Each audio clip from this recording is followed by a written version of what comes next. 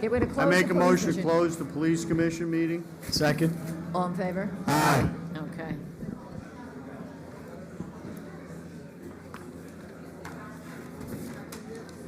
Dan.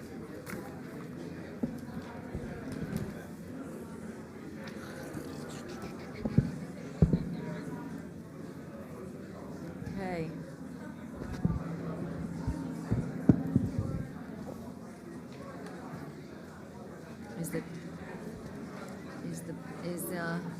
Where's Allison?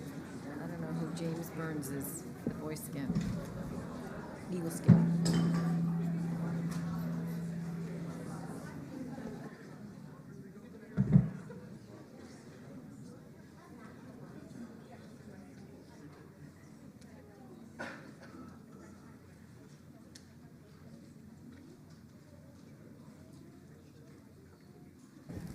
Okay, welcome everybody to the Town of Orangetown Town Board meeting of Tuesday, December 17th, 2024.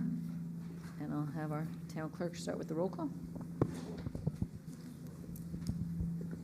Councilman Paul Valentine. Here. Councilman Jerry Batari. Here. Councilman Brian Donahue. Here. Councilman Dan Sullivan. Here. Supervisor Teresa Kenny. Here. And we will have the Pledge of Allegiance. Councilman Valentine will do it for the second time tonight. I pledge allegiance to the flag of the United States of America and to the republic for which it stands, one nation, under God, indivisible, with liberty and justice for all. Okay, so we have a quick, we're going to be having a public hearing on January 7th. We're going to be amending our Chapter 18, which is our hawking and peddling. So for those who've been paying attention, we've had people going around knocking on doors, and we have a do not knock registry, which we want as many people to know about and to sign up for, but we realized there was some lapses in some of the things that we were doing. So we're going to make corrections to law that basically requires the person with the license to check the updated list every time, because people are always signing up. So we had a situation where somebody got the list, someone signed up afterwards, so we can't charge them if they're not on the list. So again, for anybody who doesn't know, the hawking and peddling use of do not, I'm sorry, I'm confusing the do not and the hawking and peddling. I'm going from one right to the other. What are we doing with the hawking and peddling? Oh, it's the same thing, okay. Okay, so it's really the do not knock, okay. So this is again for the do not knock, for those who are not signed up. If you don't want someone coming up to your door knocking to try to sell you solar or real estate or anything else, you sign up. If they show up, you call the police. The police will come. If you're willing to sign something that they were there, they will be charged. So it's a little bit of an obligation on you, but that's the law. Some people said, can't we just make it all right out illegal? And we can't. We're not allowed to legally do that. So this is the best that we can do. So we're going to make some updates to our hawking and peddling just to make it more enforceable. We have some presentations now, some fun presentations. These are always part of the highlight of this job. We have, first, we're going to have a presentation to James Byrne. He's from Troop 255 Eagle Scout. So he designed and constructed a memorial garden at the Blauvelt Library in memory of two beloved librarians, Dolores Doyle and Maria de Lisser. We do have a photo. Do we have any other photos? Is this the only one we have up here? He has a statement too. Oh, okay. No, I'm going to bring them up. I just want to know. I wanted them to be able to see. Come on up.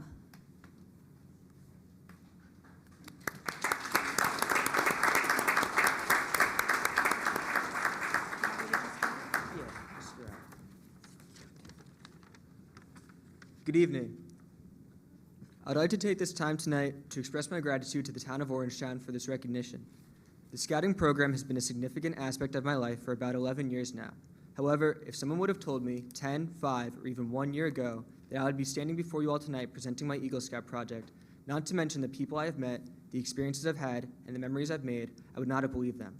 Few have the opportunities to demonstrate their leadership and character, and even fewer can say they have done so with the support of so many incredible people who've helped them along the way. I stand here tonight not just because of my own efforts, but because of the support I've received from my family, friends, mentors, and fellow scouts. My project included the installation of a brick patio in the rear of the Blauvelt Free Library. The patio has 2 polywood synthetic benches to make the space usable for outdoor reading, activities, or other library functions. Flowers surround the patio as well as 2 evergreen trees. Between them, a piece of engraved granite that reads dedicated to the memory of Dolores Doyle and Maria de Lisser. May these trees grow as these dedicated volunteers grew the minds of many young children. I'm glad to have had this opportunity to provide this space to the library, but also to pay tribute to these librarians who have had profound impacts on my life. As a result of this project, I've learned, among many other things, that appreciation of all the little things we have is so important.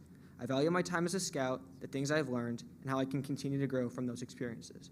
Once more, I want to express my deepest gratitude to all those that accompanied, guided, and mentored me on this journey, and to the town of Orangetown for your recognition.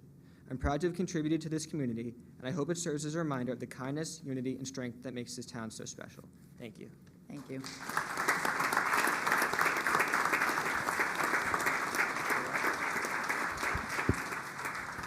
I do see Mike Andrew from the library. Is anybody else here? Does anyone want to say anything from the Blauvelt Library, or you? Can I say something just not from the Blauvelt Library? You, That I've already used your place because I did a little educational program with kids there, and I used that place in the shade.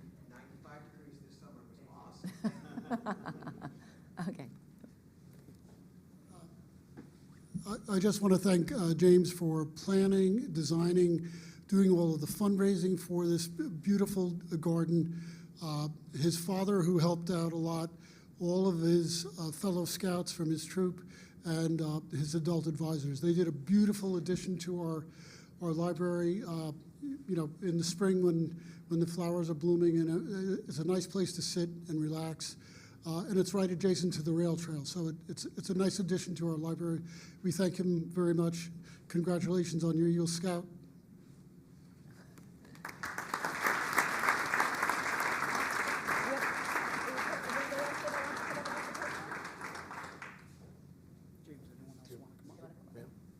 Do you want to get in? You have your parents here? Okay. Come on, don't be shy.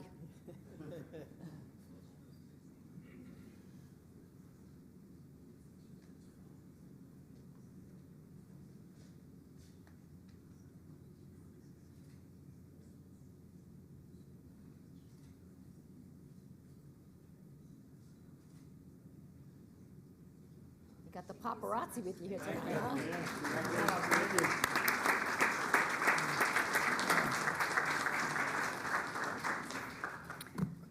Okay, we have another fun one, two fun ones in one night. So tonight we are here, we're gonna be making presentations to the 2024 Tappan Zee High School Girls Cross Country, the New York State champions, and we have some certificates for them. So it looks like we have a bunch of the team here and the coaches here. So congratulations, guys. We're very proud of you. You made the whole community proud. Keep up the good work. And I guess we can present the certificates to you. Anybody want to say anything? Okay. How are we doing this? I'm gonna go. I guess I'll go to the podium. Can I go down there? I've never gone down this way.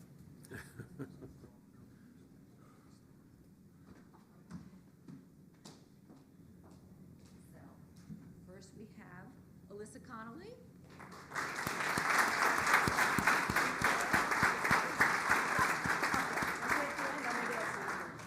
Okay. We have Mia DeLolio.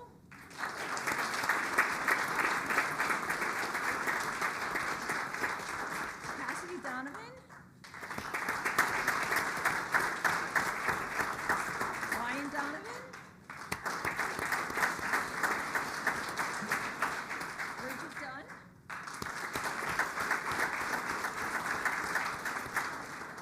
Ava Ingersoll.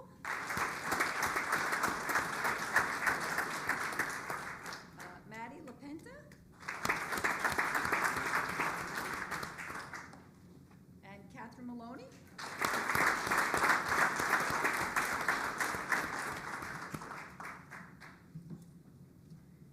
And not to be forgotten, we have one for Coach Pat Driscoll.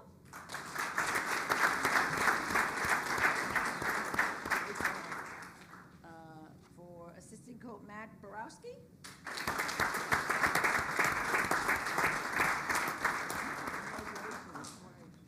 Okay, we have one for Bob Favre.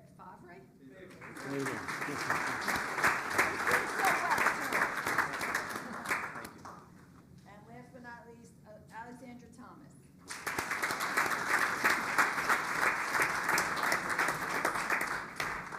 I'm gonna give this, that's the missing one, or we'll just go like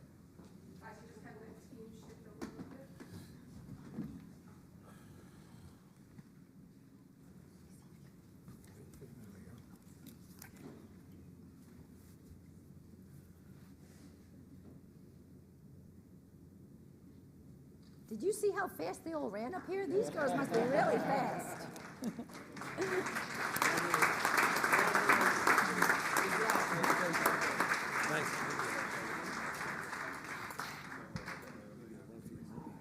Okay.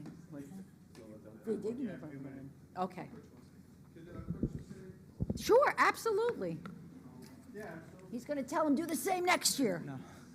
Thank you very much for having us this evening. These young ladies, like you had said, were the New York State Class B champions. For the first time in Tappan Zee High School history, a girls' team won a state championship, and it's these young ladies in front of you right here.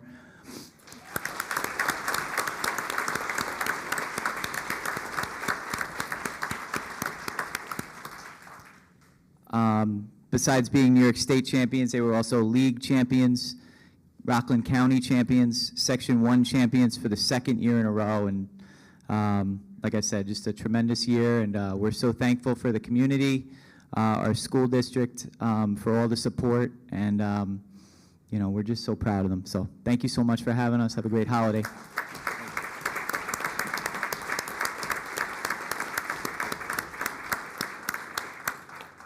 Okay, we're going to move on to business. So you girls, I know you really want to stay in here at all, but if you have to leave, we will not get angry at you. You might have to go home and study or something, or do you? Congratulations, guys.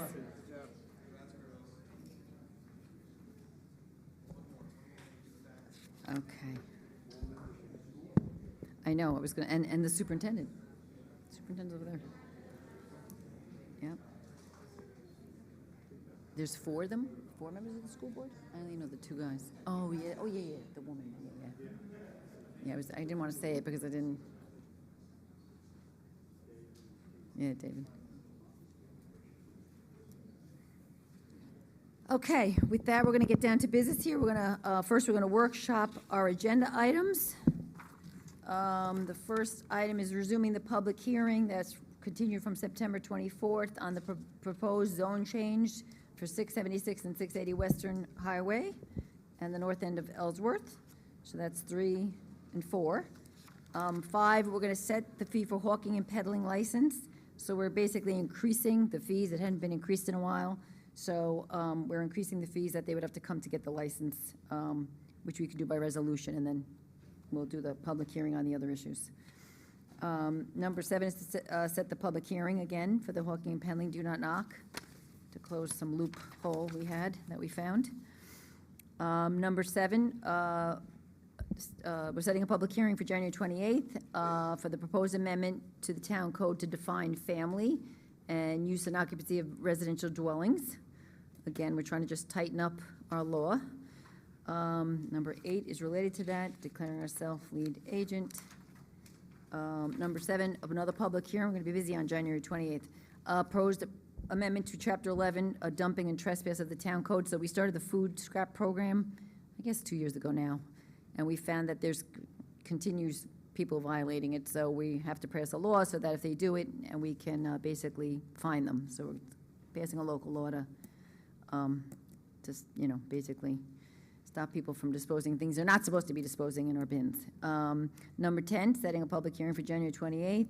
This is a proposed amendment to the Historic Areas Board of Review. I think we've discussed this. We had 7 members, 2 retired immediately, 1 is retiring. So we're making some changes to the board. We're going to reduce the number to 5. The members all seem to be okay with it. I sent it to them. I've been in touch with them. But this is just going to change the local law to bring the number from 7 to 5. Number 11 is approve a hold harmless for property at 6 Windsor Brook Lane. This has to do with, I believe, a fence or something built in the town right away. They have to indemnify us in case something happens to it. Number 12 is LexisNexis. It's a subscription for the lawyers, legal research tool. They're making a jump after many years from Westlaw to save money for the town. So that's what that, we do this every couple of years. They do an extended contract.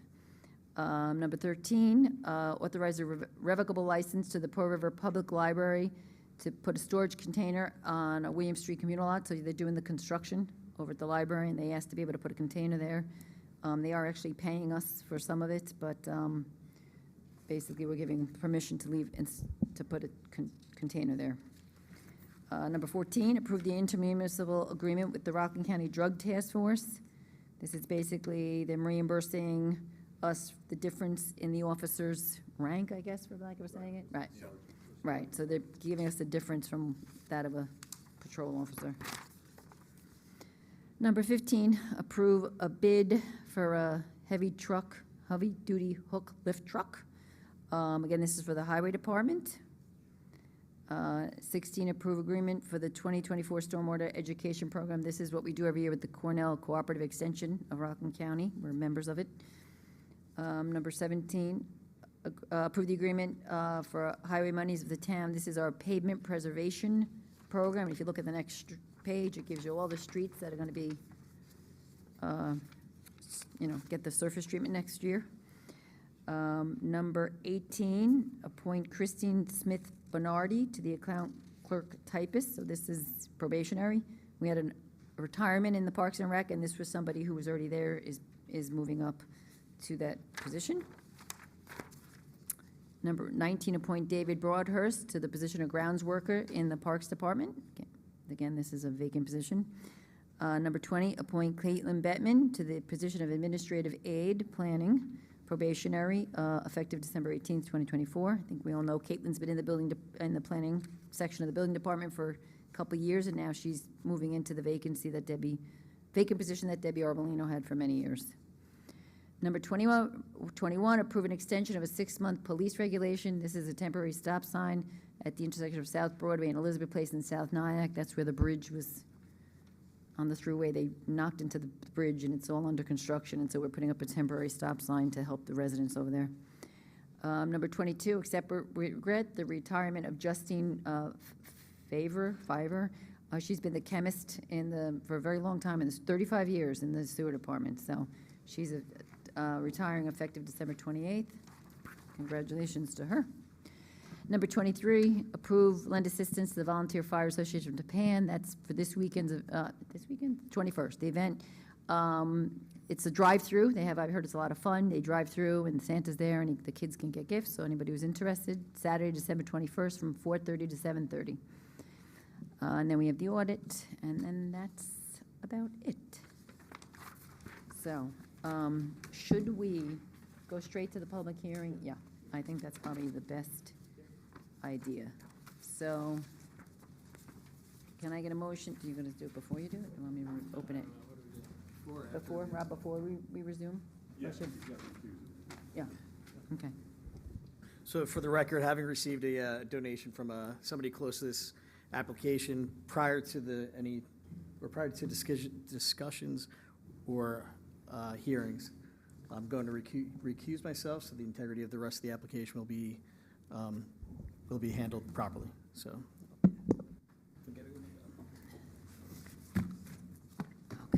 Okay. On that note, can I get a motion to resume the public hearing? I make a motion to resume the public hearing. I'll second. Great. All in favor? Aye. Okay. So,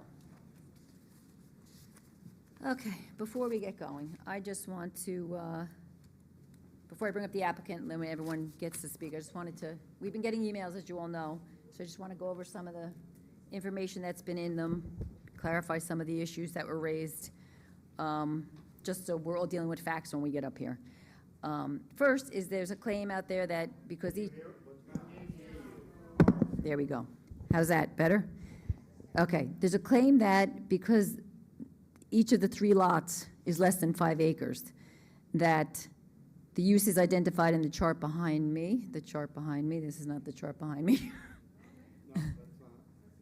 And there you go. So there's the R80, that's the use is permitted by right to the far left corner. So you see that there's some of them, those identified in 3, 4, and 6, which are basically churches and places of worship, libraries or similar community facilities, and schools of general and religious instruction, are not allowed as a right because it's not 5 acres. And that's just not correct. A property owner has a legal right to merge their lot or remove lot lines.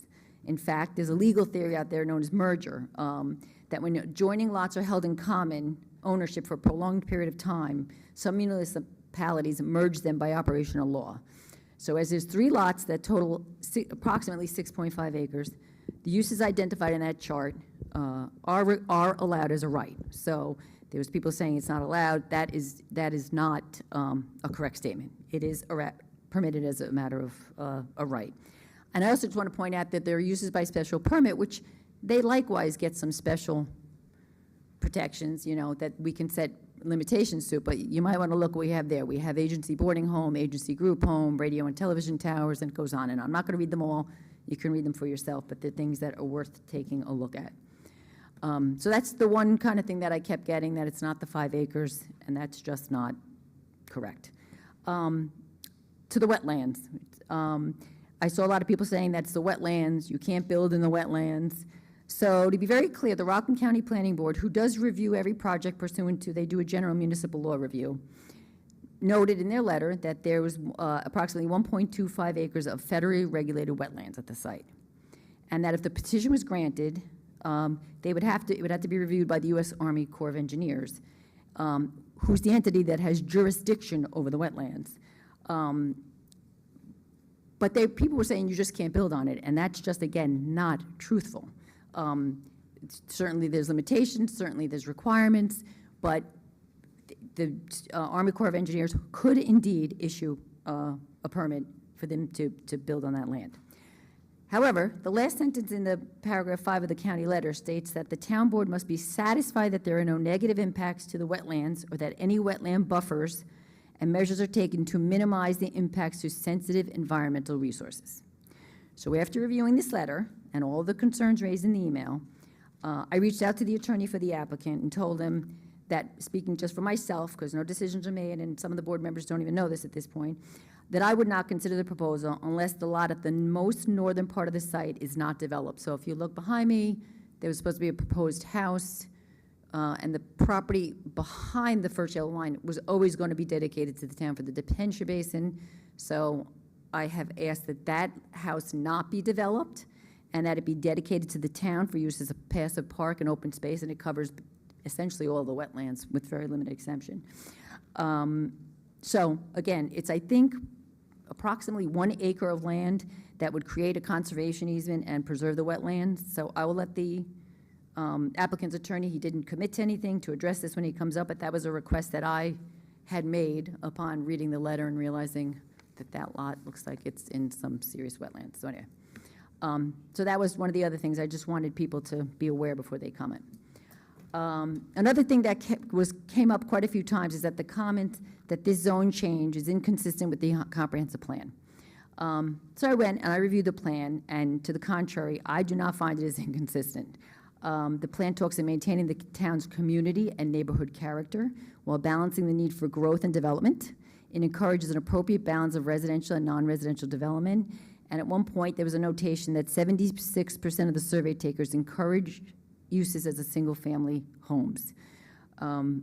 So if you look at the map behind me, the area shaded yellow is the existing R15. And the shaded orange and the 3 little red dots are the 3 lots in question. So you can see that this zone is certainly consistent with the surrounding neighborhood and keeping the character of the neighborhood. So anyway, I'm going to invite the applicant's attorney up first. First, I guess, if any of the town board members have anything to say, then the applicant, and then I'm going to open up the floor to all of you. I'm just going to remind you, please, when you get up, to state your name clearly for the record, and if your address or hamlet is fine, and then just be mindful, it is a public hearing, so there's 5 minutes, but we are going to kind of stick to the 5-minute rule, so you'll see the clock up there. But before I do that, I just want to reiterate that the board members up here really do want to hear your comments and concerns about the project. But what's not helpful to the process are the comments that are attacking individual board members and attributing improper reasons for the board members considering this project. And I'll use as an example an email that I received that implied that a $250 campaign contribution from the attorney from the applicant, someone I've known for almost 30 years and who has represented thousands of applicants before the town board, would somehow influence my decision in this matter. Anyone who would suggest that really doesn't know me at all. And I'm just going to leave it at that. But to be clear, none of us do this job for the money or the perks or whatever it is you think that we're getting up here. Every one of us, and I have no doubt when I say this, does it because we care about this town and are looking to do what's best for the whole town. So let me, for 1 minute, just tell you the actual reasons why I agreed to consider this. Because what you need to know is we are presented with proposals all the time. It never gets here because we reject it outright. And for townhomes and, you know, multifamily, and it gets rejected. So you never hear that. So you may just think that things that get here we approve, and that's just not the case. So let me tell you why I agreed to allow the presentation. It will help, certainly won't solve the housing shortage, but the current zone of 2-acre zoning would allow for 3 what I would call mansions. I happen to live right by the Legends in Pearl River. They're on 2-acre lots. Go take a look at those homes. They are mansions. The R15 proposal, and if it's revised or one less home, would allow for 10 more modest homes. So basically you go from 14, they're allowed 3 to begin with. They go from 14 to 13, it would be 10 more modest homes. It will bring in tax ratables. It will bring in students for the South Orangetown School District. So I'm going to just have Allison put something up here for you because I think this is really important that most people don't realize this. Take a look at the enrollment history. This year, South Orangetown is down almost 700 students since its high in 2006 and 2007. I also included the Pearl River School District enrollment numbers because they're down 500 since their high in 2009, 2010. What most of you probably don't know is that in the last census, Orangetown's youth population dropped dramatically. It dropped by over 11%. It was things that was noted by the press were calling us. Why is Orangetown's youth population dropping?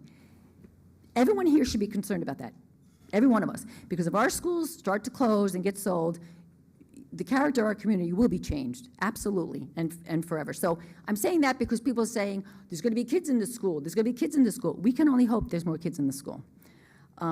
So anyway, and the last issue I think is that it will provide certainty as to what's going to be there. Again, we looked at the list, it could be many other things. You know, it's a private property owned, the owner's paying taxes, something is going to go there. To me, I'd prefer to know and have control over it than roll the dice and not know. So I personally believe all of those things are positive for the town. That's why I'm willing to entertain the application. With that said, I think we all still have open minds, and I'm going to open it up to the town board. Does anybody have anything to say? Yeah, I would like to say a few things. So, for those of you who know me, I live in Blauvelt, my kids live in Blauvelt, my grandkids live in Blauvelt, my business is in Blauvelt. No one cares about Blauvelt more than I do. This property is not town-owned. You can't just say, don't leave it developed. Leave it undeveloped. Let the turtles live there. We don't own it.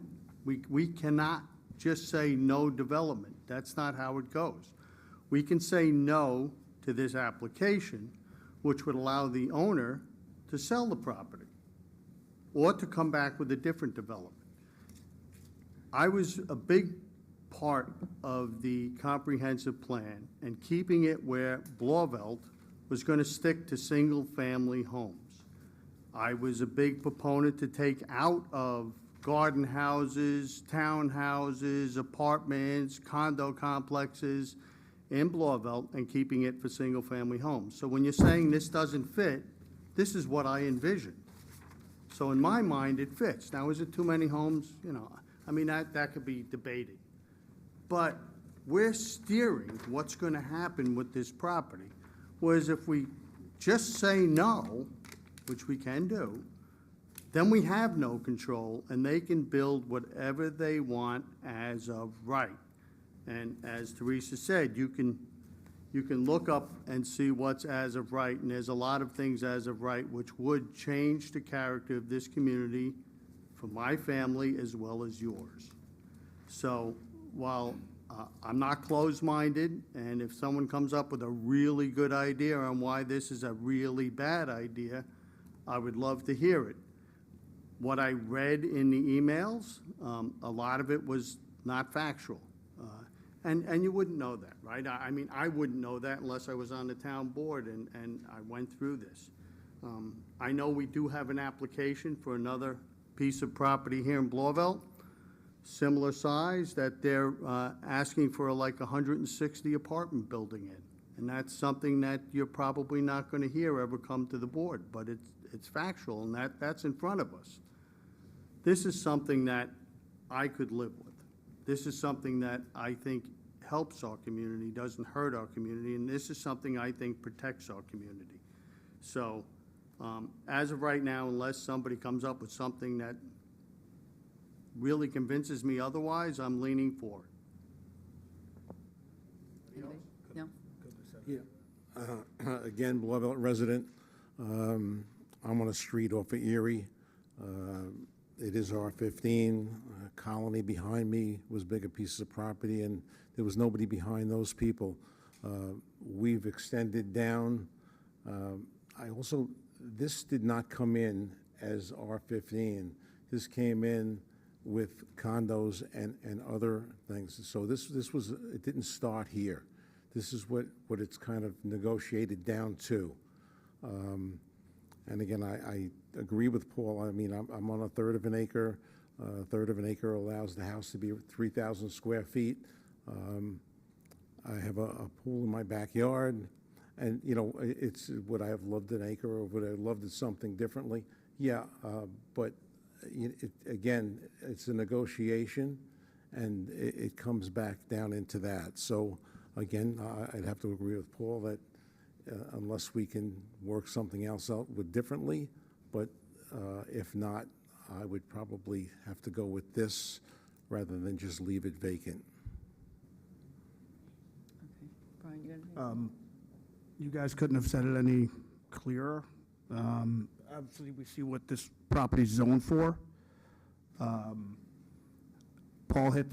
Paul was spot on. This is something we would rather have here than not.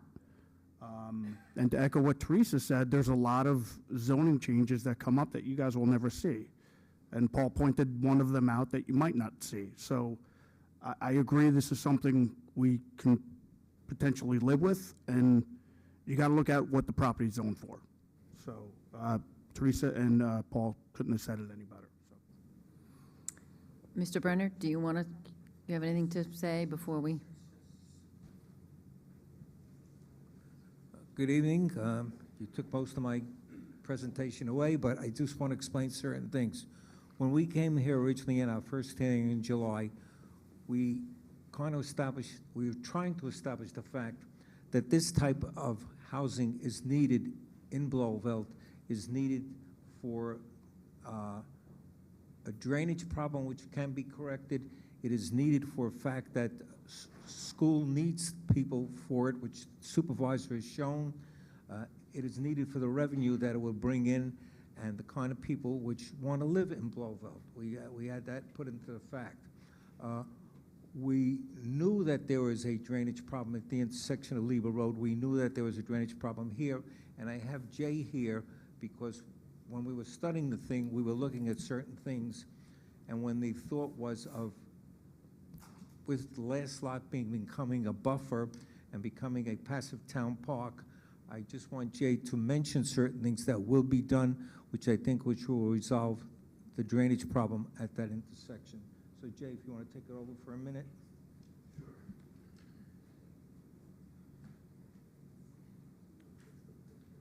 Jay Greenwell, land surveyor. I'm the surveyor that prepared the survey, the tree map, the topo, and so on.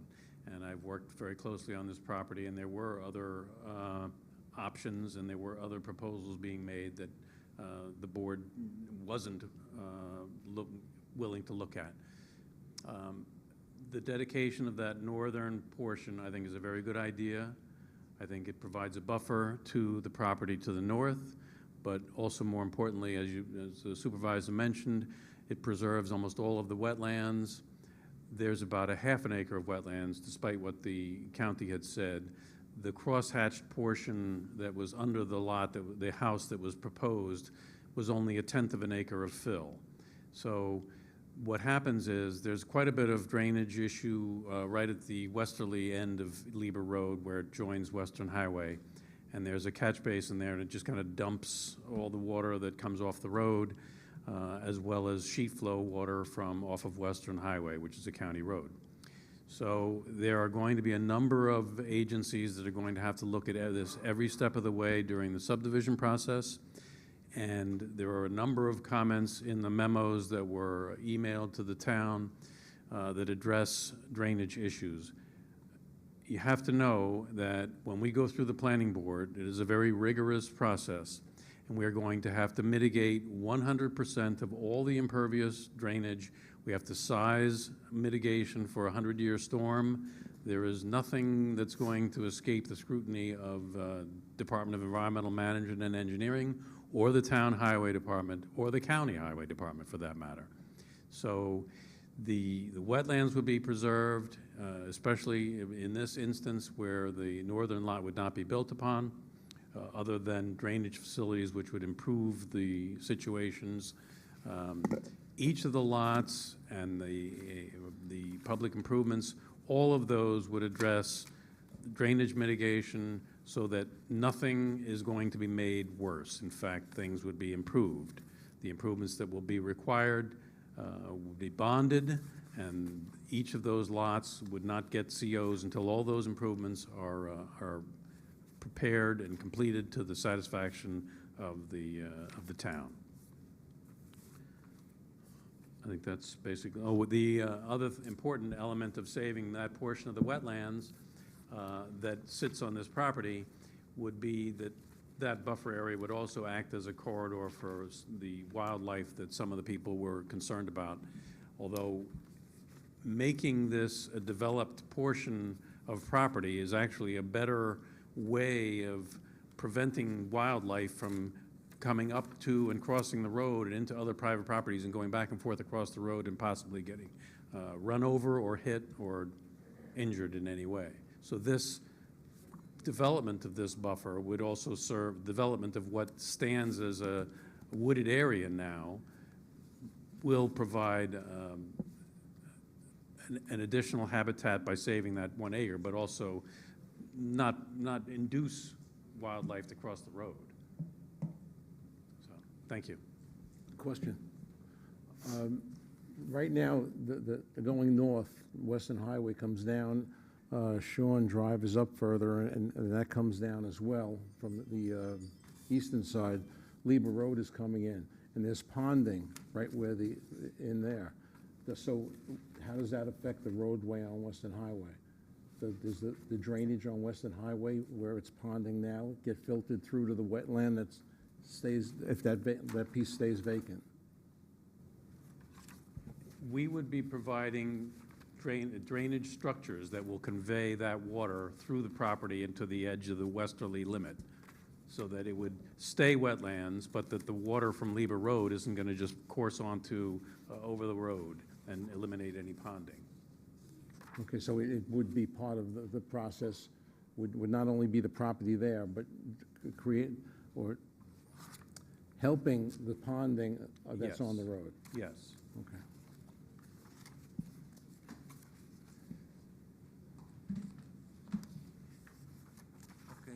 There was another interesting thing. In the interim period, the town attorney requested that we do a traffic study. So we did retain a traffic engineer to analyze the situation. The original concept was 3 houses, which would then be opened up to 12 more. Where now it's going to be opened up to 11 more.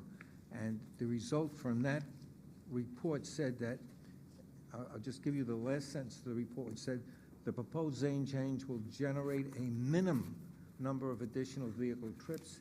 The change to the level of service on Western Highway will be negligible and not noticed by drivers using this section of Western Highway.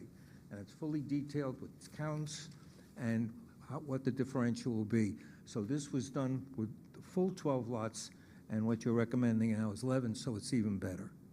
There will be absolutely no traffic effect from this change.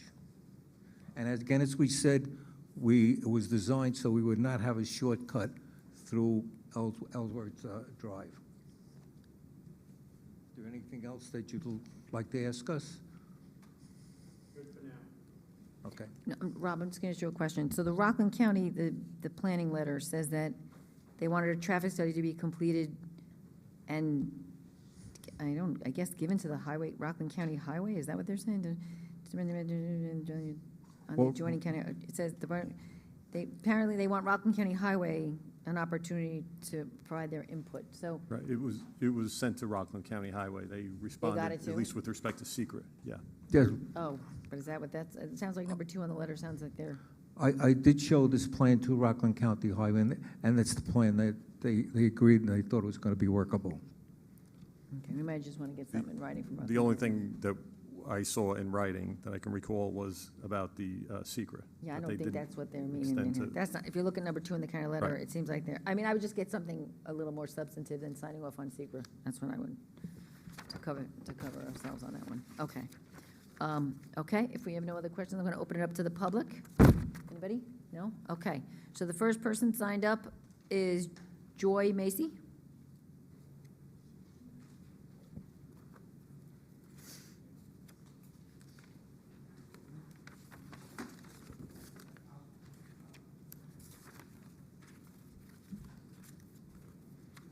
Hello.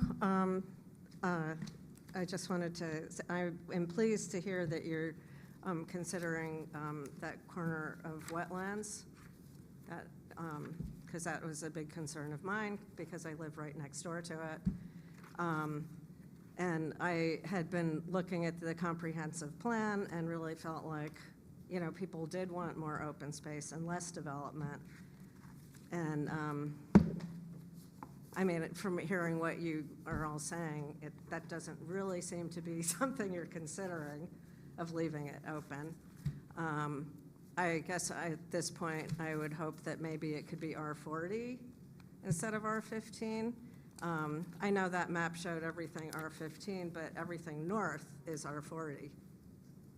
So as you go up Western Highway, that, you know, the lots are bigger. And I mean, I live right next door, so I have the, you know, a historic house, and, you know, my husband and I have gone to great lengths to, you know, maintain that feeling and, you know, that property and the historic nature of that area. So, I mean, that's my point of view. But I mean, I understand what everybody is saying, but still, I would prefer an R40 as opposed to an R15. And I would be very happy with the wetland, you know, because that has been a huge problem for us at that corner there. So, Okay, that's, thank you. yeah. Okay, next I have signed up Vanessa Lappins.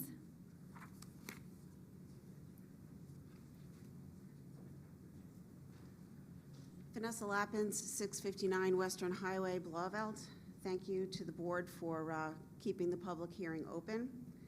So it would be important, I think, to cite the town, county, or state law that allows you to treat it as one property without, it sounds like you're implying that the no subdivision has to be approved. And by right, they can build on 3 separate lots, or do we say that it has to go before the planning board and be combined before it gets considered as one lot?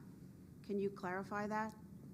Do you want to? When you finish, we'll When you address as many finish? questions as we Okay, can. because it would be important to understand exactly what that law or either case law or written law is. I think $800,000 isn't an affordable home for anybody, and so to imply that we're increasing homes for for young families that can bring young children and, you know, in a modest home, $800,000 isn't modest by any stretch of the imagination. We don't seem to have any information on SECRA. I heard you mention it, but there should be a full SECRA evaluation done of this property. Just reiterating what Joy said, you showed R15 highlighted, but not any R40, which is prevalent throughout the area. So it almost sounds like you guys feel this is a done deal, but the residents don't feel comfortable with this at all. Many of us are opposed to this development. It just feels really not in keeping with the character of the street.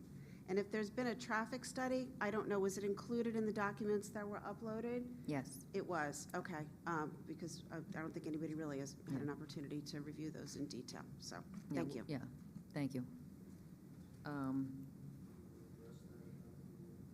I guess at the end we can try to, I'm gonna, about the, you want to deal with them? Right, well, it came up, these 3 lots are vacant. In Orangetown, if you want to, what's called eliminate the lot line, that's basically what you'd be doing. They would have to go to the planning board for that. But, you know, as a matter of law, frankly, it would be difficult for a planning board to deny that, because to just eliminate a lot line, you know, it's kind of a ministerial thing, and in many other towns, you don't even have to go to the planning board, because, as Supervisor mentioned, there's a theory in the law called merger, when there's lots in common ownership next door to each other. The owner can merge the lot line themselves. So to answer your question directly, in Orangetown, they would have to go to the planning board for basically a lot line change or to eliminate the lot line. But as a matter of practicality, it's certainly different than going to the planning board for a full subdivision, you know, of making smaller lots out of bigger ones.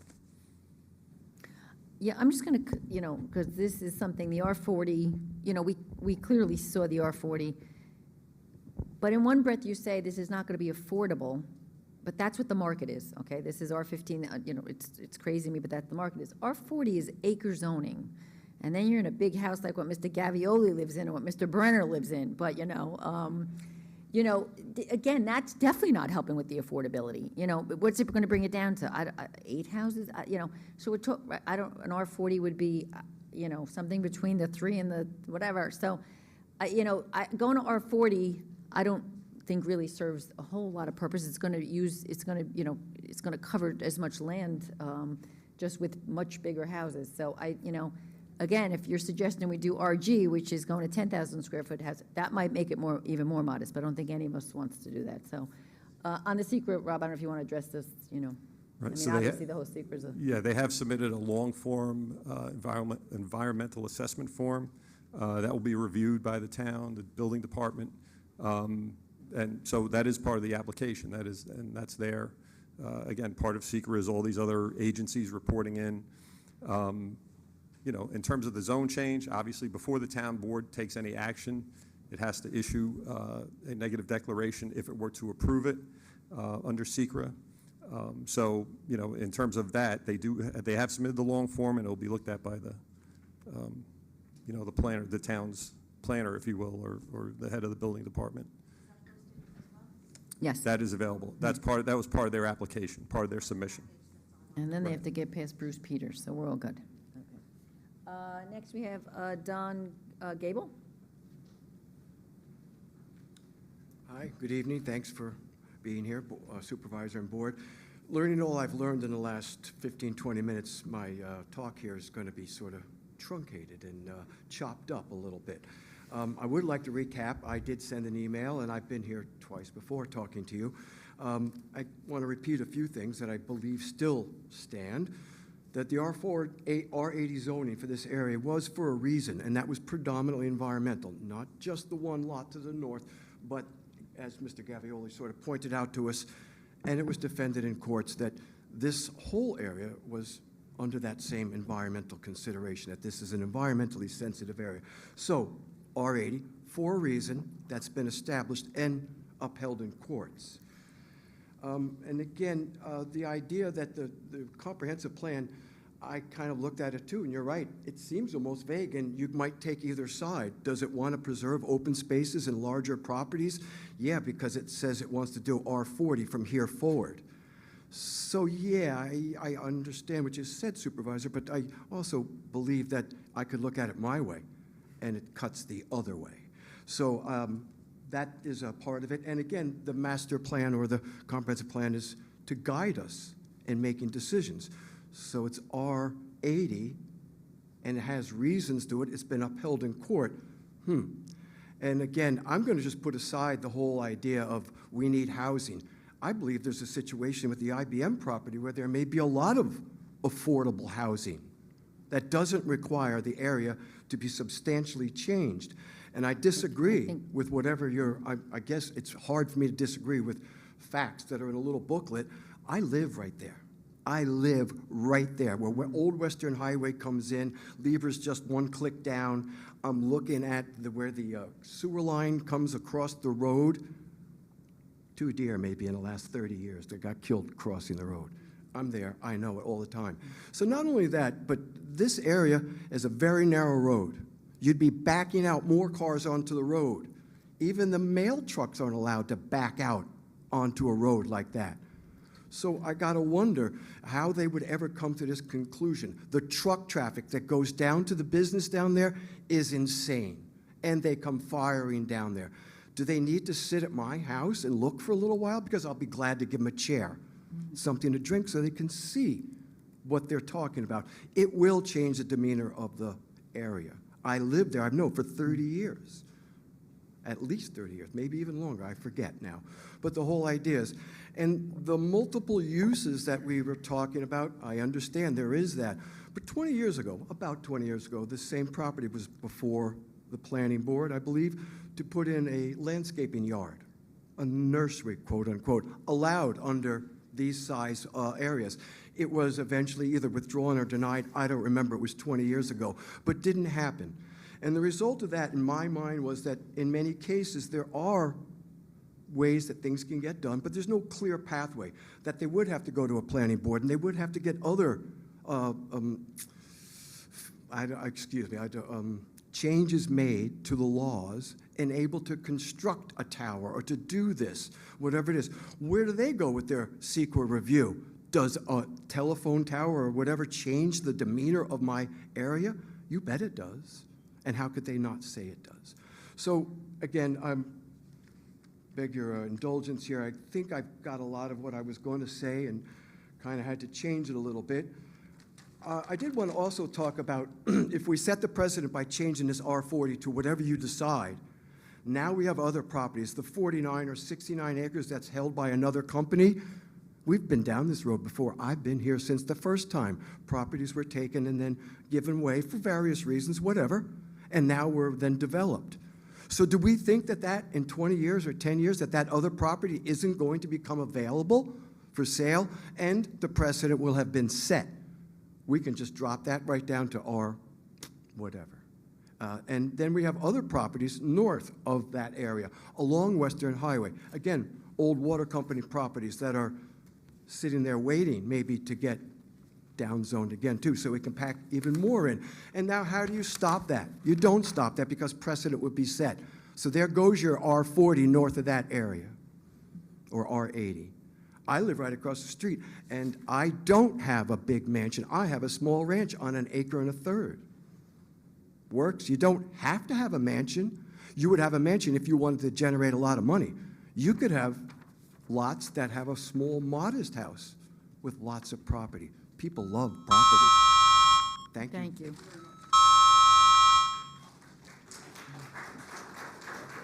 Okay, Frank Clement?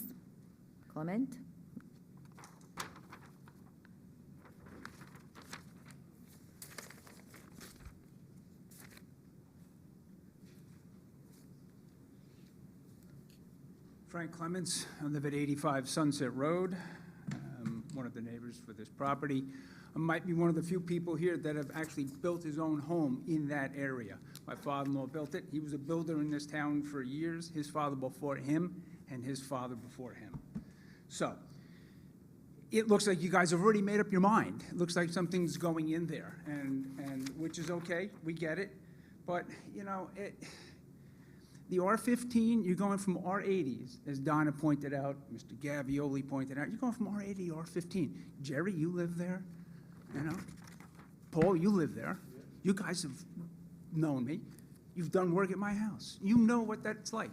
The traffic study, I don't know where they got that from. You know what it's like pulling out from Old Western Highway onto Western Highway. It's terrible over there.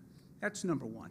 Number two, the assumption that we build these homes, $800,000, $900,000, whatever it's going to cost, will increase the school population.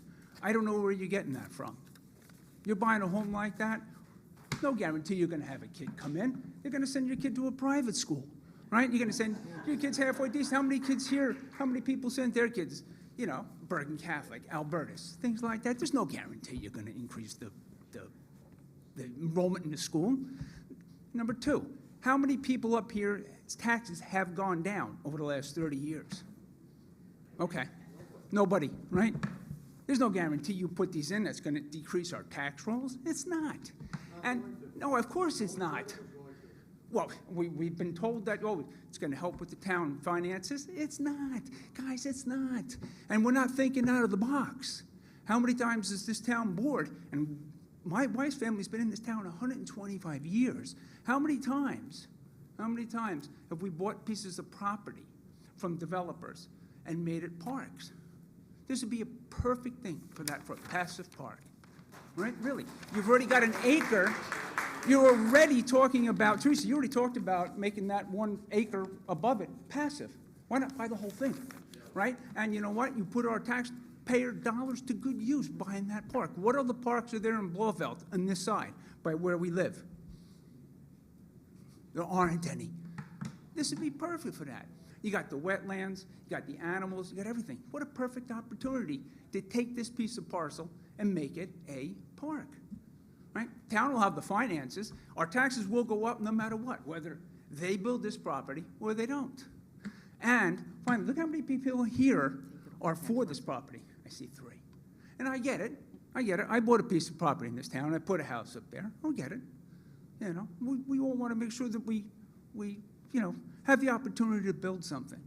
But, geez, why should we have to pay because some builder made a mistake and bought R80s? Why should we have to pay for that, right?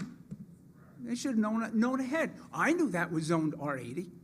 I called up on behalf of someone that I know from another state that was interested in that property. No, you know, you're not going to do anything with it. We're not going to talk to you. I never got the opportunity. So anyway, these are a couple things we have to think of. You guys aren't thinking outside of the box right away. Oh, we're going to put something in there. Why? Why do we have to do that? We didn't do it on the mountain, right? We bought all that property on the mountain and made it a park, which is good. And we've done it on other pieces of properties. Yeah, you know, in Blauvelt, right? Yeah. Right, on the other side. There's no So place in Blauvelt. just something to think about. Sounds I like know you good. guys have made up your mind, but just some other things to think about. Thank you. Jerry Brady?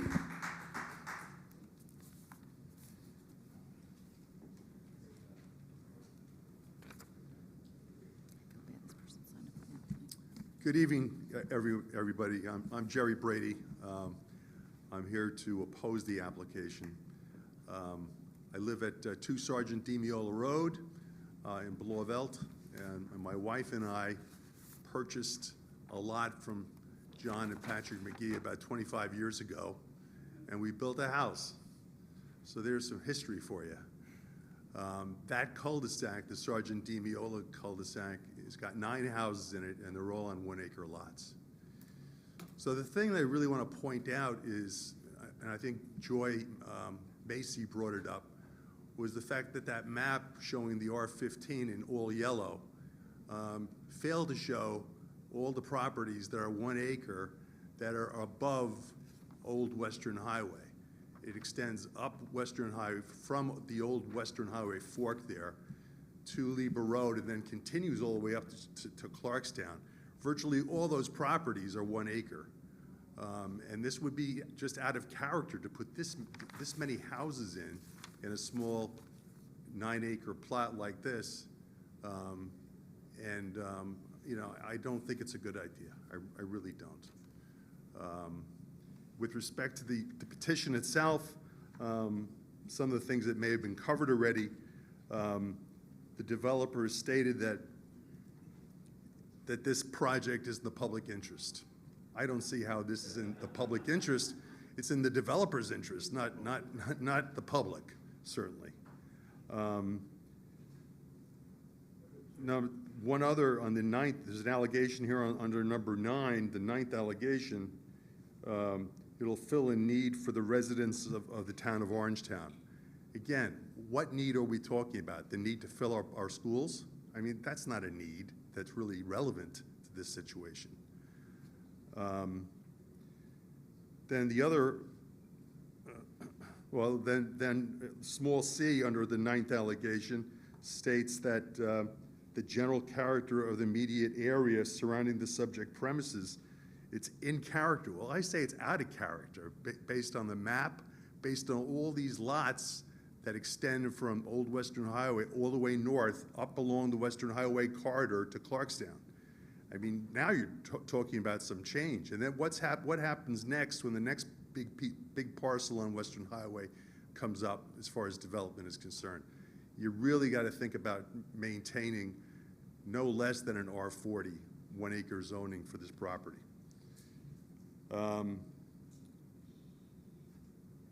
Again, I don't believe this is the most appropriate use of the subject parcel, which is under the 9th allegation, small paragraph E. These water facilities and sewer facilities, not really spelled out.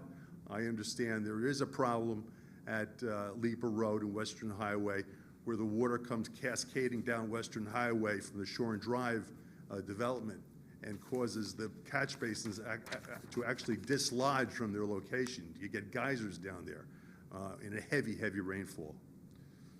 So anyway, I want to thank the board for your service.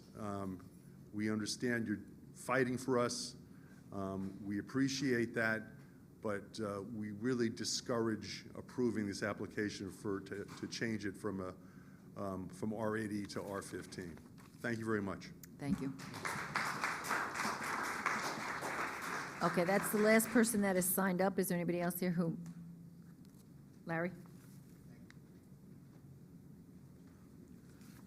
Larry Vale, Tappan. Thank you for listening to these comments. I don't live in this area. I like to think that in this particular case, I have a little more of a judicious view of it because I can see somewhat of the both sides here. I am on the Orangetown Environmental Committee, but I'm representing myself. So the applicant has certainly a right to make 3 houses there. There's no doubt about it. Probably could make that application tomorrow. Evidently, though, there's a little bit different strategy here. First, evidently, they came with a totally outrageous idea. We'll apply for some condos there, knowing that every single one of you says we're a town of single-family houses, and then they say, "Oh well, we could compromise a little bit." Then the next outrageous thing is to place a house directly on top of a federal wetland. Oh well, we could give up that one lot. I think that this room seems to be divided between people who want to do this type of project and the way that most of you have described, and people that are totally against it. I'd like to propose that the applicant has some right to upzone this to smaller lots. I agree completely. It's about 50-50, R15 and R40. You just have to look at the map. It's very clear that that's what this lot is all about in terms of neighborhood. So unfortunately, it is not the way the board characterized it that this fits in. It doesn't fit in. It's kind of sort of fits in. It fits in with some difficulty. It also is not, the county notes, and they note that it's not next door to a park, and it's not all these things, but it's next door to public watershed, drinking water watershed.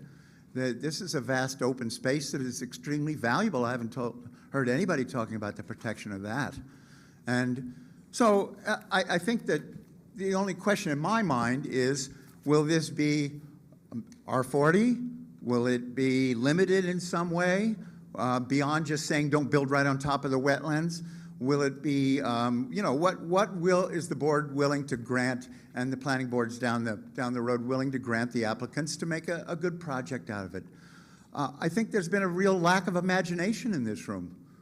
The idea of just taking that one lot as was proposed, which is a ridiculous proposal in the first place, and saying, okay, we'll just subtract that one that's around there.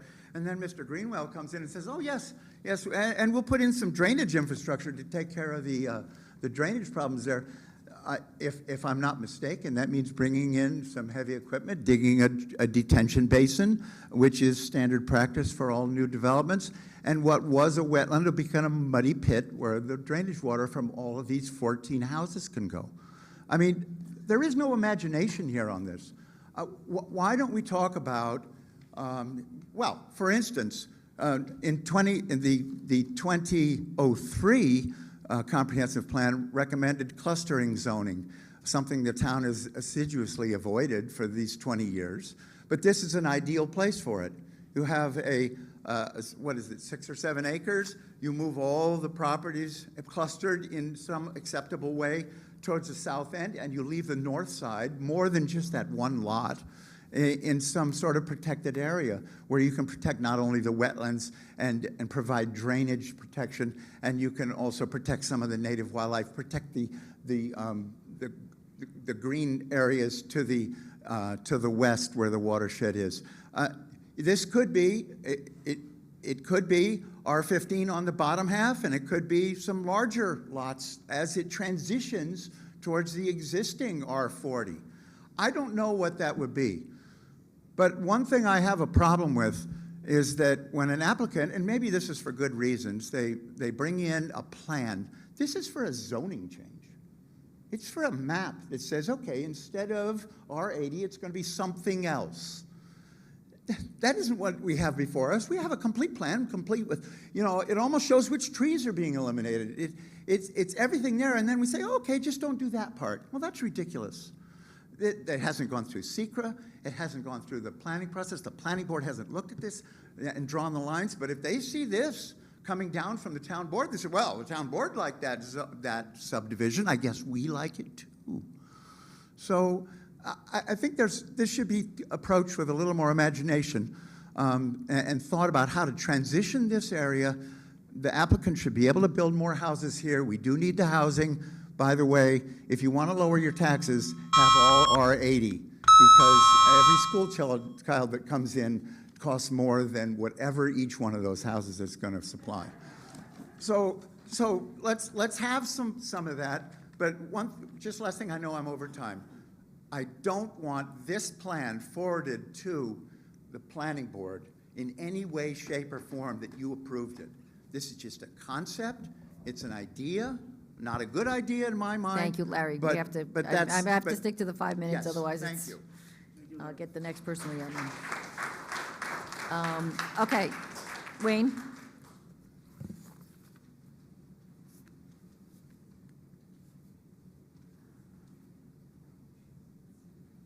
Here we go. Good evening, members of the town board. This plan is not only a disaster for this area, but a disaster for the town of Orangetown.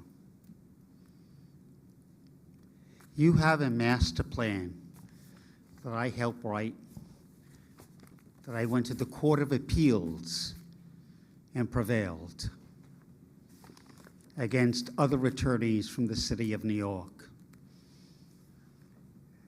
That master plan, 4 judges of that Court of Appeals said, was carefully thought out and appropriate. Yeah.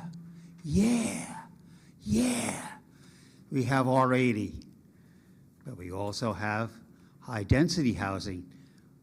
Go down Middletown Road in Pearl River. Go into Spark Hill. You will see high-density housing. But every part of the town does not need to be the Bronx. Once you set this precedent, I will guarantee you I will be back here for every R80 owner to get their property also reduced. You are setting a precedent that cannot be changed. There is no reason for this. None. The applicant bought this property knowing it was R80, knowing it was 2 acres, knowing that's how we had to develop it. Why now change? Why? Why not every owner of every R80 property in the town of Orangetown does not change? If you give it to him, you got to give it to everybody else. You're opening, as I said the last time, a Pandora's box. You are eliminating that zoning because there is no rationale to change this zoning. Only, I bought it, I want more money. It's greed, greed, greed. That's what it is. And you should not be party to that, because that R80 zoning in the town of Orangetown will be eliminated de facto if you vote for this. That's what will happen. I will not hesitate to come before you for any applicant who has R80 zoning and say, change mine too. Why not? Why not? Why not? Can he develop it as R80? Absolutely. Can he make as much money? Absolutely not. Absolutely not. So you are going to be party to changing what this town looks like. Yeah, we have R15, we have R20, we have R40, we have a diversity of zoning in this town. We have a diversity. And we have some open lots, like R80. You want to change that? You want to change what this town looks like? You want to become the Bronx? Go ahead and do it. Go ahead and do it. Because there is no way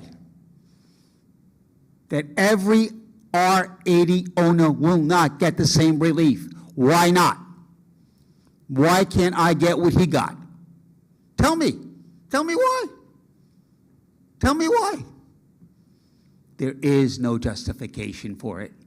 None. Zero. Can this be developed as R80? Absolutely. Absolutely. Can you make as much money? No. I agree. You can't. But you bought it. You knew it was R80. When I went to the Court of Appeals, the highest court of this state, and the water company argued, we don't want this to be R80. What did the 4 judges of the court said? No, you have a diversity in the town.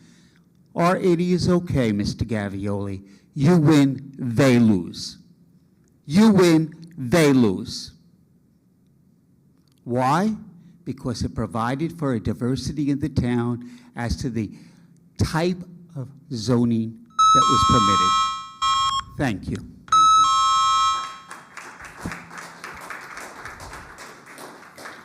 What I don't understand, though, is that where you live was R80 now it's R40, correct?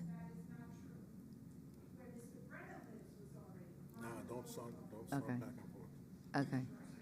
Excuse me? Is where you're living, and I'm asking a question, I'm asking. No. Oh, you want to get up then? Okay. I mean, it's just a simple question. Yeah. She'll answer. Okay. She's better at it than me. Okay.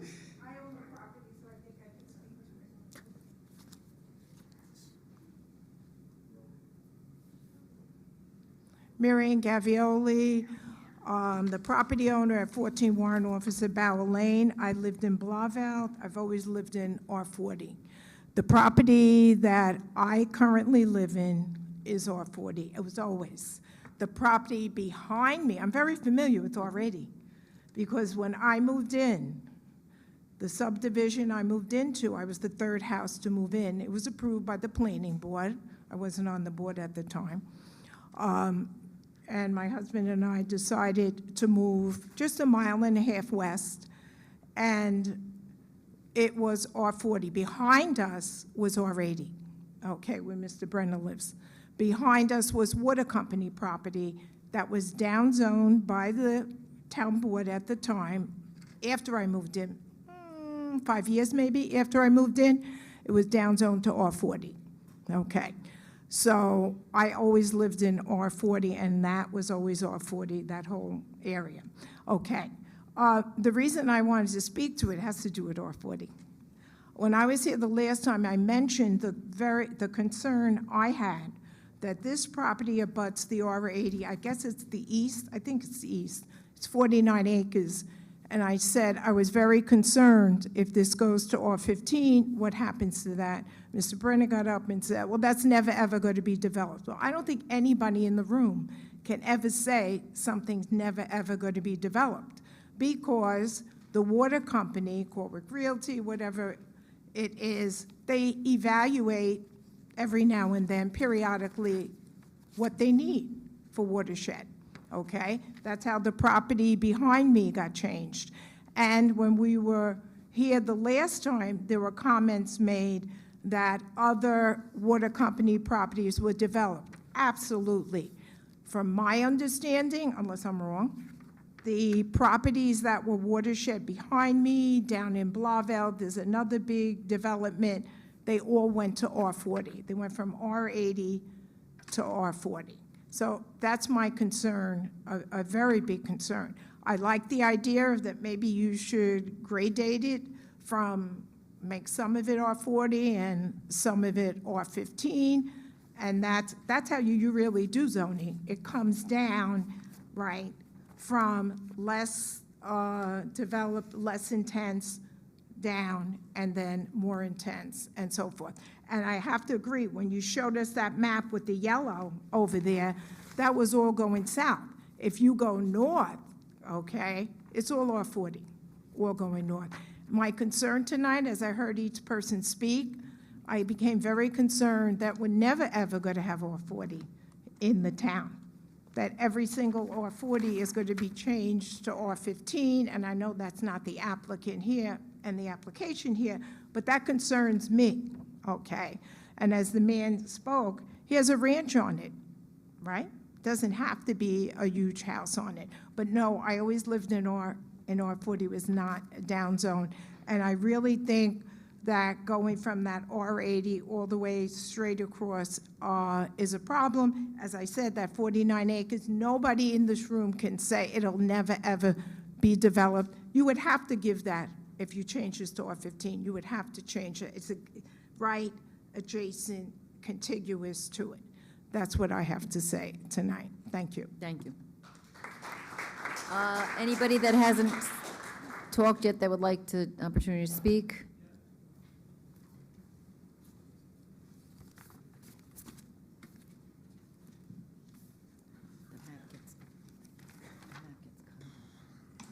Hello, my name's Tommy Shalvey. I live at 34 Ellsworth Drive, Blauvelt.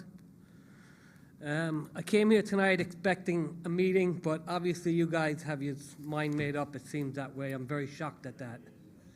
A couple of things you brought up first off the bat. You told us what can be built there if they weren't allowed to build all these houses. So we seem to be more afraid of what can be built after the fact if we refuse them. It's more or less like a fear factor thing, which doesn't sound too good to me. Number two, you brought up the schools. This ain't gonna fix the school system. It's just not gonna happen. A lot of people said that tonight, which is kind of debunked.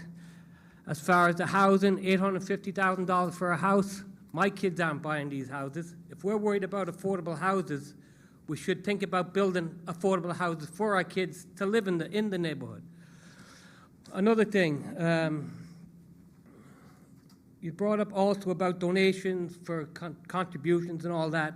At the end of the day, we're bailing out these builders, all right? He bought this property to build 3 houses at $2 million a house. He wants to build 14 houses at $850,000 a house. That's $12 million. So you tell me it's all about the money.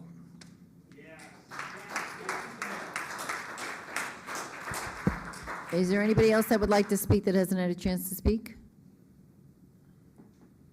Okay, so do you want, yeah, I guess we can ask Don, you have something you want to follow up on any of that?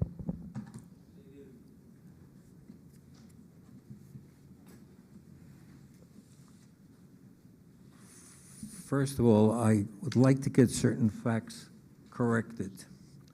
Number one, when the water company declared certain properties surplus, and they were sold to individuals who bid for the properties, there was a piece right in Blauvelt, by the way, which became an Indian church. They actually bought that property from the water company and did build a church on the property. So when people say they can't do it, they can. That's number one. Number two, it was also stated about the acres that the water company owns right now. Well, if you went back and you see how the water company does it, you have to get 2 states, 2 courts, and everybody to agree that this property is surplus. And at that time, the water company said, no, we need it for the protection of that reservoir. And if they were going to do away with the reservoir, that's altogether a different story. As that property stands today, it is not going to be discharged for housing. So let's get that fear away that this big 60-acre piece that's buffer for the water company is going to be declared available. It is not. The only way to be declared available if they did away with the reservoir, and that's not going to happen either.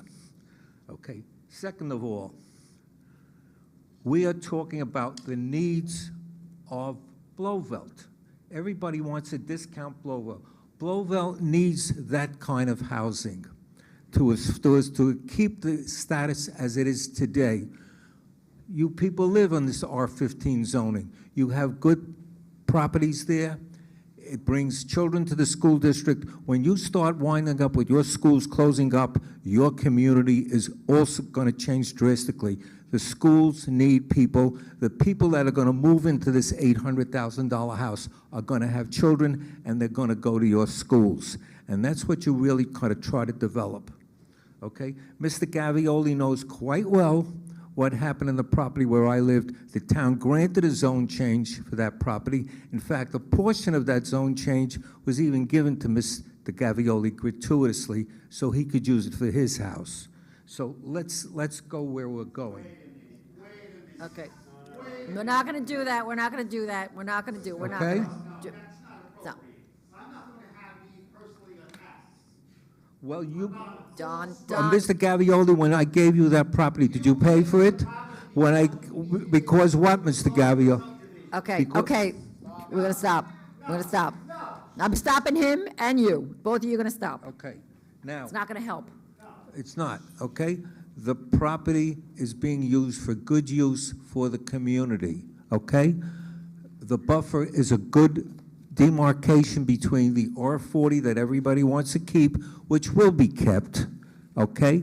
And what's going to be built here for people that want to live in Blauvelt, okay? To turn around consistently and say the drainage problem is a drainage problem which can now be corrected, okay? It can be corrected because we're not going to deter the wetlands. We're going to move the drainage away from that intersection, which is a problem, and which has been a problem when the Houston property got developed many, many years ago, okay? We have a situation here which is a benefit to the town. It is a benefit to Blauvelt. Blauvelt will keep its characteristic, will keep what it wants, and school district will be favorable.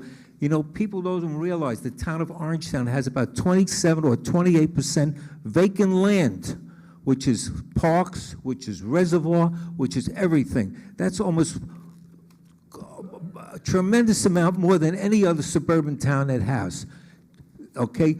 People need a place to live. When they move into that house, the other houses where they're coming from will be available for possibly newer couples. I cannot tell what happens in Pearl River. I cannot tell what happens in Sparkill. Each area has its own. But Blauvelt wants to keep its character, and this division of an increase up to 11 homes is going to keep that conforming to what's there and conforming to the neighborhood that's there. It's not going to harm in any way. It's going to help.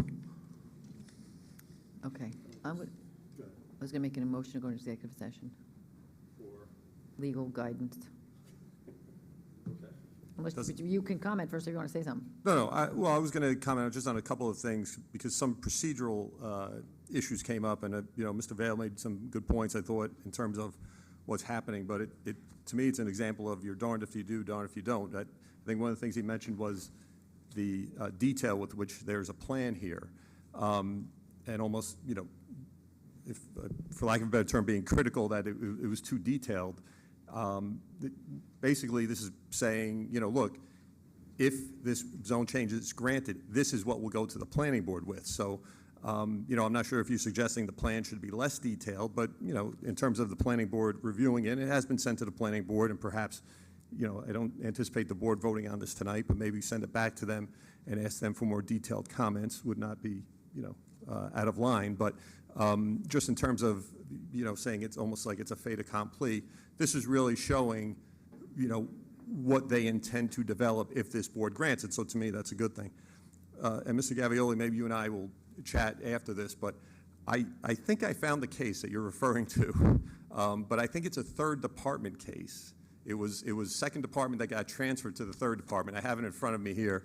And, again, we can chat about it, but to Mr. Gavioli's point, what that case was about, that was land that was R40, that the town board changed the zone to R80, and, again, it's a legislative decision that the board can take, and Mr. Gavioli's indicating, and again, we can chat about it after and address it after, but that the court in that case did say that the town board at that time, when it went from R40 to R80, that their decision was not illegal, arbitrary, or an abuse of discretion, which is really the standard of what, a court would judge that previous decision by or any decision by this board.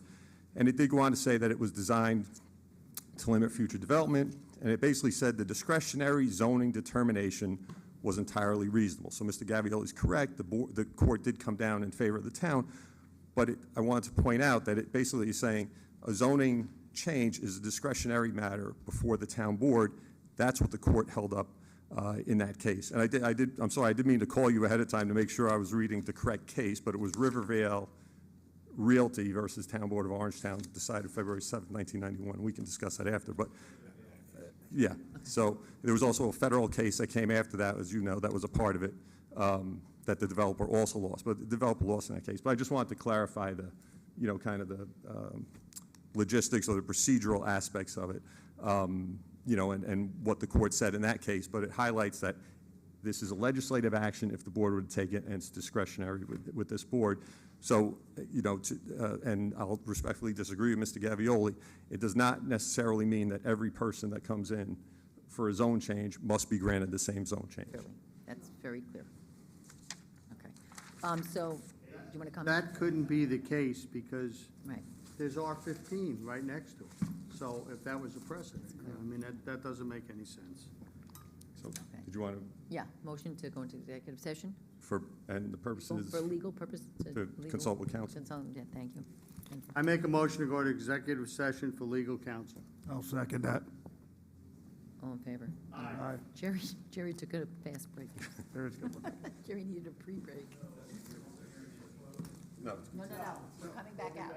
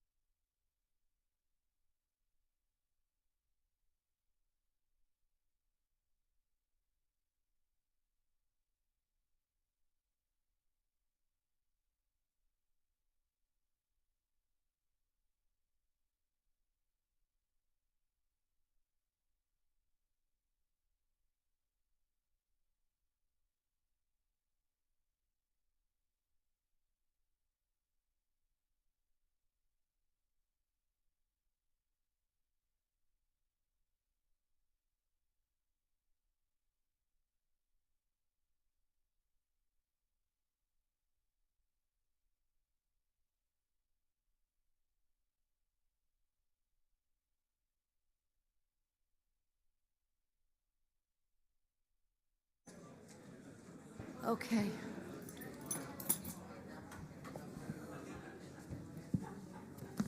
In there? Ryan, Teresa. What? Ryan stepped down. He stepped out of the meeting? Okay. Of course he does. Do we need him to come back? Okay. Why didn't you do that? Motion, can I get a motion to come out of executive session? I make a motion to come out of executive session back into our public meeting. Second? All in favor? Aye. Okay, so what we're proposing from this point on is to continue the public hearing, ask the applicant to submit, the revised, I guess, I don't know if we need it, the plan with the removing the lot, if that's what is agreed upon, because we never really confirmed that. We're going to send it to Rockland County Highway, because they asked for, in the comments from the county, and our planning board, just to make sure they haven't perceived it as a secret Right. We'll send it back. determination. Both already got it, but I'll We're send going it to send back. it back with kind of a more question. And then we're going to continue the public hearing till January 28th. I mean, I'm just going to make a couple comments. One, our 80 would be 3 houses. If it's 13, we're talking 10 more houses. So to call it the Bronx, I think, is a bit of an exaggeration. Other people do seem to indicate it should be R40, which would be roughly, 8 houses, give or take. Does that sound reasonable? 7 houses? Okay. So again, we're not talking about, and I love the idea of cluster housing, but unfortunately, we don't have it in our code. I don't know if this would be necessarily appropriate for cluster housing, but it is something I do plan to look into. But on that note, I think we're going to wait to see what the county says and the planning says, and then we will continue it. We will continue it on January 28th. I know, if I go too close, that it gets loud and people get crazy. So, okay. So we're going to continue it till January 28th, 2025. Do a motion and, I know. I'm just wanting to know if anybody else on the board wants to say anything. oh, All right, so we got to send a few things out. We're going to continue the public hearing till January 28th, 2025, right? 2025, and you'll have, we still will take comments by email until that time. Yeah, when we get whatever we get, we'll certainly put it on the website. We're not taking any more comments. It's beyond that. We have a whole agenda to get Henry, at to. this point, you're going to have to send it in or come to the next meeting. Yep. We ask everybody if anybody else wanted to We speak. have a whole agenda still to get to. Can we improve this PA system, please? Please. This is new, I hate to tell you. Same thing. Maybe you here up front. I want someone from the group to sit here for a little bit and listen. It's Charlie Brown. I'm sorry. And that's not exaggerating. I think we need to go back to our old. We got a new system, but I think we miss our old system. But anyway. Yeah. Okay. So on that note, yes. It'll be a public hearing on January 28th, 2025. Okay. So can I get a motion to continue the public hearing to January 28th, 2025? I'll make a motion. Second? Second. All in favor? Aye. Okay. Okay, I don't know if this poor other gentleman is still here. Is Ronald Fritz still here? He's still here. Okay. So can I get a motion to open the public comment? I'll make a motion to open the public comment. A second? Second. All in favor? Aye. Okay. So we're going on to the regular public portion. I have Ronald Fritz signed up to speak. Sorry you guys picked this meeting to come and speak. Yeah, I'm so sorry. You can't win. I should let him go. There's only one person. I should let him go. Yeah. Make him wait later, don't worry. Okay. Okay. Poor Mr. Fritz wants to speak. Can we? Good night. Can we hear? Is the microphone on?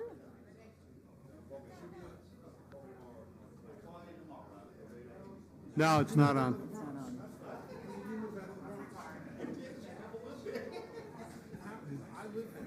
I lived there too for a couple of years, so. I lived in here. Rogsnet. I lived in Rogsnet for 3 years. Maybe it's just too much noise in the. Okay. Wait a little bit. But Okay. we're moving on with our meeting. Okay, can we? Good night, Well, Wayne. Mr. Fritz has been waiting to speak. All right. Let him speak. Hi, guys.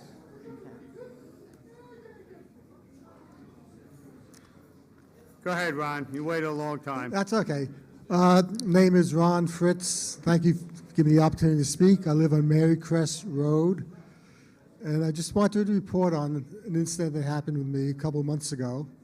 I have do not knock sign on my door, but the original one peeled off from the heat. I had a handwritten sign, and this gentleman comes up to the door, knocks on it, rings the bell, and he says, "I'm here, I want to buy your property." And I got very annoyed at that, because I had the sign, okay, I called the police, I was told because it wasn't the official sign that it didn't protect me. So I want to let everybody know to get the do not knock signs and put it on the door. If yours is falling off, come to the town and get a new one. I was very, very upset by this. And then this past a couple days ago, my wife had an incident. I don't know if this is allowed or not, but we were at a funeral luncheon at Noonan's. We come out, and she's approached by two gentlemen on the street trying to sell her Chavez candles. And I don't know are you allowed to solicit on the street?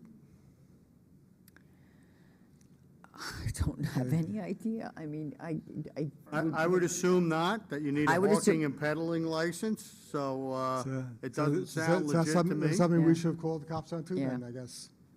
I just Yeah. wondering if there's anything further could be done to Yeah, so, make this a little bit so, stricter, 'cause if we're I'm your not- neighbor, and I I'm know very you're well. my neighbor. If I'm if very our well street's aware. if our street is not safe from Yeah, this, no, who I is? got several calls and people came over. So, that's why we are, it's on for a public hearing, because we found there was this little loophole for some of them. I don't want to call it loophole. Basically, they weren't necessarily getting an updated list every time. So if you applied for the Do Not Knock registry, and after they got the list, they weren't getting an updated list. So we're changing the law to make them, Well, they apparently never got the list because I signed up many years ago when it first came to effect. so you should have been on it. So I should have been on the list. Now, even did the though police, because they did issue that same gentleman a summons, not from that day, there was some confusion that day, but from another day, but that's where we found that there was an issue, so he was issuing a summons, but I'm glad to we hear need that. people to make sure they're signed up, and then to call the police when it happens, and then they do have to sign an affidavit basically saying that they, came to my door when they weren't supposed to, and then they will be fined, so. And the sticker is a good idea to have because it's something visible that they could see, Right. but it's not necessary. required for the law. Because you're supposed to be on this updated list. What we found out was people were signing up and you sign up for a year. Right. And they would get the list right at the beginning, and 11 months later, a whole bunch of new people signed up, and they So weren't on the list. they weren't on their list. So you So had the to- reason we're updoing the law is because they have to check it the day they're out soliciting. They're gonna work with our IT department's gonna upload the list, it's gonna be on the website, and it's gonna be the obligation of the vendor to check the list every time. Now, is the list only good for 1 year? No, the list is 'cause- good forever. Their license, is the only good license for a is year, 1 year. right. So that's why we're doing it now, so that when January it starts, they basically all know when they come in for their licenses. Okay, thank you. Okay, thank you. Thank you for your patience. Tissues. Barbara Dello Blauvelt. I just wanted to make a couple points about development. We voted for you guys to be on the town board so we wouldn't have downzoning and a lot of development. If every new administration that comes in allows a little more development, in a little while there'll be no empty land.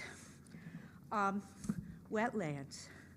I talked to my husband, who's a environmental engineer, And he said, you know, if you build on wetlands, you're going to have problems. And if they put dirt in, fill, so it's raised up, then the water's going to go to the neighbors. I think that happened to a friend of mine down on 303, where the dump came, and then their whole land got flooded. There was, I think it was about 20-some years ago, there was a congressman running for president in the primaries, and he kept saying, follow the money, follow the money. So when I think of new building projects, I think of somebody's going to make money. Somebody's going to sell land, a developer's going to build, an architect. Follow the money. Who's making money from these projects? And the more density, I think, the more money's going to be made. You know, I don't know if any of you guys know anything about money in real estate, but that makes sense to me. I don't know, you can tell me if I'm wrong. And then the supervisor mentioned about fewer kids. So I wanted to say that I'm doing my part, and I wanted to say that as it becomes more and more expensive, it's much harder for somebody to have just one full-time job. And so when you're paying a lot of daycare and stuff, it's harder to have more kids.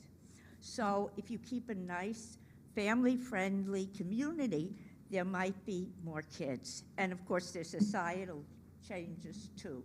And maybe everybody doesn't like sex as much as I do. But anyway, I guess that's the points I wanted to make. You know, having children and having a community with children is a good thing.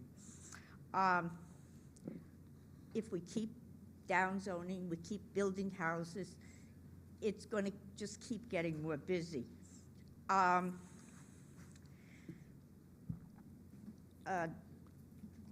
follow the money, see who's making money on these projects. And wetlands are still wet, even if they recall them different names. Thank you. Thank you. Does anybody else want to speak that hasn't had a chance to speak? No? Going once, going twice? Can I get a motion to close? I make a motion to close public comment. All in favor? Aye. Okay. Okay. Okay, so we're going to number 5.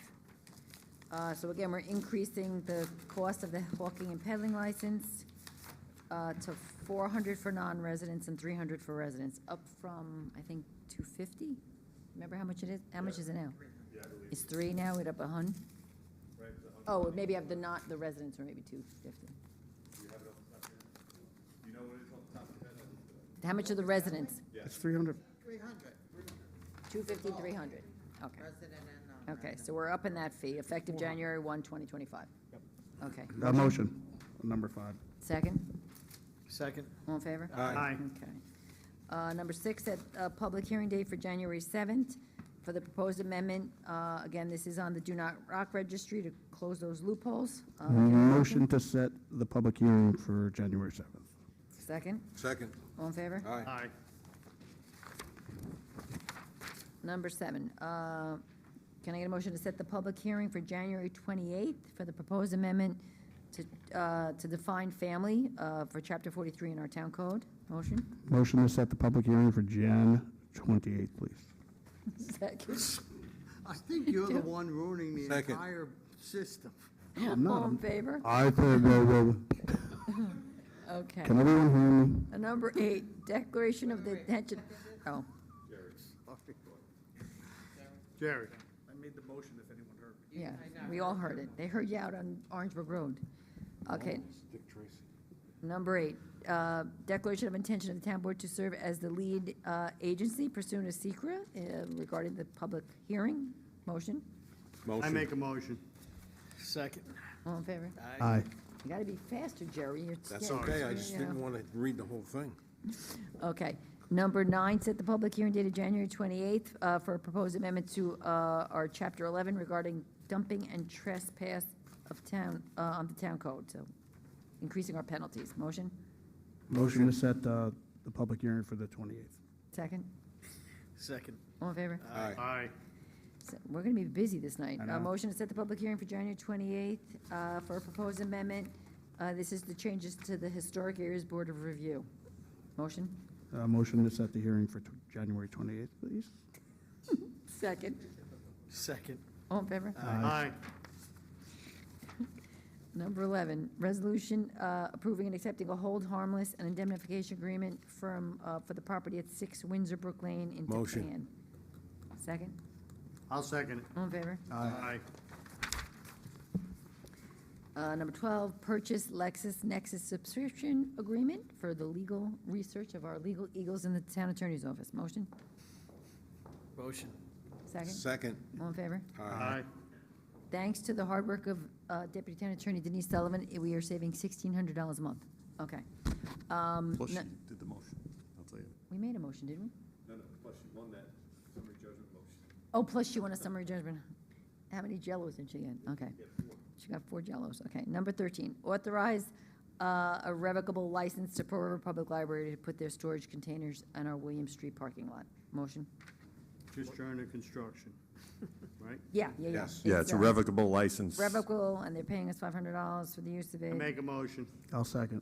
All in favor? Aye. Number 14, approve an intimate use of agreement with the Rockland County Drug Task Force, signed Detective Motion. reimbursement. Second? Second.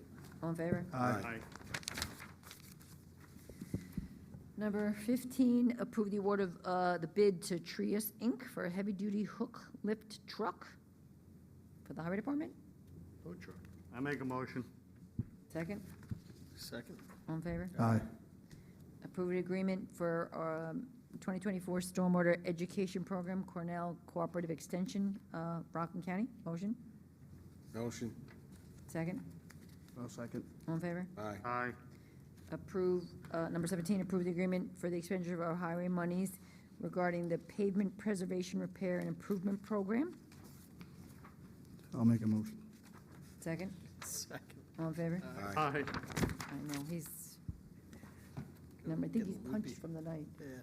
Number 18, appoint Christine Smith Bernardi to the position of account clerk typist probationary effective December 18th in Parks and Rec. Motion? I make a motion.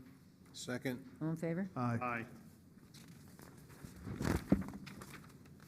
Appoint David Broadhurst to the position of grounds worker, probationary, grade 9, effective January 2, 2025 in the Parks and Rec. Motion? I make a motion. Second. All in favor? Aye. He's going over from highway to Parks. Number 20, appoint Caitlin Bettman to the position of administrative aid planning, probationary, effective December 18th, 2024. Motion? I'll make a motion. Second. All in favor? Aye. Aye.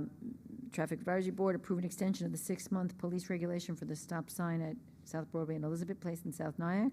Motion? I make a motion. Second? Second. All in favor? Aye. Number 22, accept or regret the retirement of Justine Favor, I don't know how you say. I don't know how you say that. I should know it Brett after, Favre. Yeah, after looks all like these Brett years, I Favre. should know how to say her name. That's crazy, but anyway. It's favor. Favor, okay. Okay. Much favor. Okay, can I get a motion? Motion. I'll second. All in favor? Aye. Number 23, approve lend assistance to the Volunteer Fire Association of Tappan for the holiday drive-through event this weekend. Motion? Motion. Motion. Second? Second. All in favor? Aye. Thank you, sir. Thank you. Thanks, Jeff.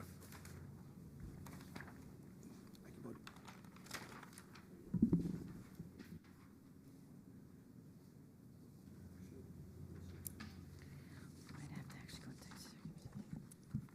Make it quick. Okay, the audit for tonight's meeting consists of 4 warrants for a total of $3.6 million. Items of interest, number 3, Capasso, $200,000 for recycling. Fanshawe, $97,000 for new town hall electrical. Media Star, $48,000 for PEG equipment services. Number 11, Department of Civil Service, $1 million for healthcare benefits. Number 13, Pat Paving, $254,000 for sewer plant paving. Number 19 is the comptroller, $40,000 for justice fines.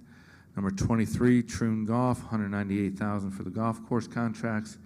And number 24, Virtuit Systems, $49,000 for IT equipment. Any questions on the audit? Nope. I make a motion to accept the audit as read. A second? Second. All in favor? Aye. Oh, okay.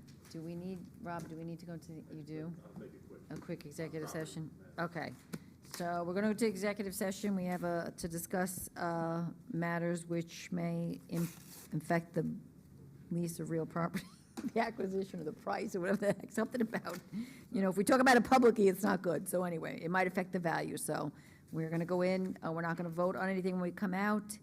We do have some adjournments. We have Peter Finning, brother of Orangetown, Town Justice Richard Finning, Robert Kelly, a resident of Pearl River, Leo Michaels, resident of Spark Hill and father of Orangetown Deputy Town Attorney Dennis Michaels, James O'Connell, former resident of Blauvelt, retired from the Orangetown Department of Environmental Management and Engineering, and father of Orangetown DME employee Kevin O'Connell.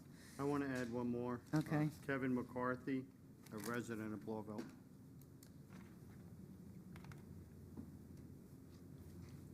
Okay.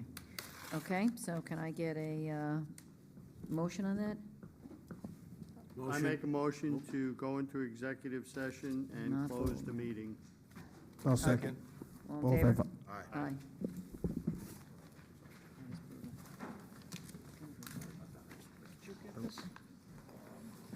Kevin McCarthy,